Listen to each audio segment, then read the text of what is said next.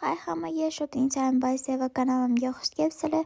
Bugun sizlar bilan albatta Pinduoduo ilovasidan narsa xarid qilishni o'rganamiz. Buning uchun albatta iPhone foydalanuvchilari uchun bilamizki, VPN kerak bo'ladi. So'ng Pinduoduo ilovasiga kirib olamiz va o'zimizga yoqqan narsani xarid qilishimiz mumkin bo'ladi.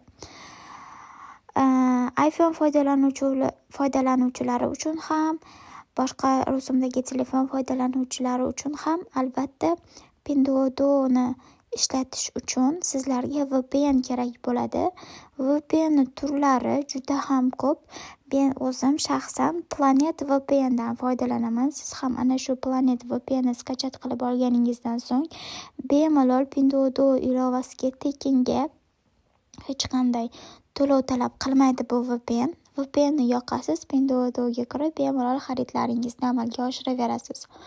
Xo'p, Pinduoduo'dan xarid qilishga qaytadigan bo'lsak, ko'rib turibmizki, juda ham ko'p tovarlar arzon, hamyonbop.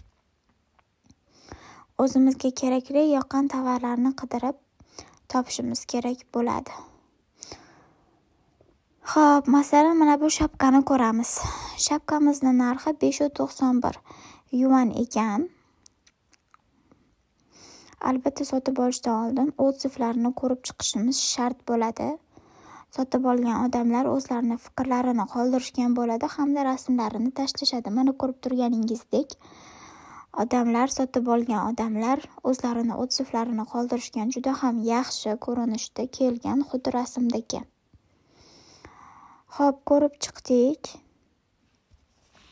Endi albatta bemalol sotib olsak bo'ladi. Buning uchun biz nima qilamiz? Albatta pastdagi 591 yuan deb yozilgan qizil tugmani bosamiz. Bosganimizdan so'ng o'zimizga kerakli rangni tanlab olamiz hamda yana qizil tugmani bosamiz.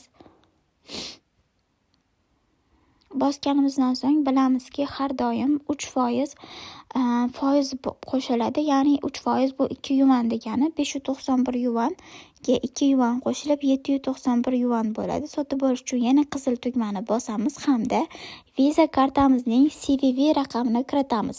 Ko'pchilik CVV raqam nimaligini bilmas ekan. CVV raqam bu plastik kartangizning orqasi tomonida yozilgan 3 ta raqam bo'ladi.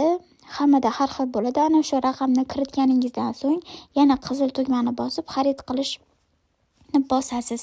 Xarid qilishni bosganingizdan so'ng qanday qilib bu xarid qilgan tovarimiz qayerda ko'rinadi deb savol berishgan. Albatta pastdan oxirgisiga kirib olamiz. Mana ko'rdingiz qayerga kirganimni. So'ng esa mana bu joyda xarid qilgan tovarimiz chiqarish bo'limida turadi. Ya'ni chiqish belgisi, yuborish belgisi turibdi. Bu o'sha do'kon tovarni endi sizga chiqaradi do'konidan, yuboradi tovarni.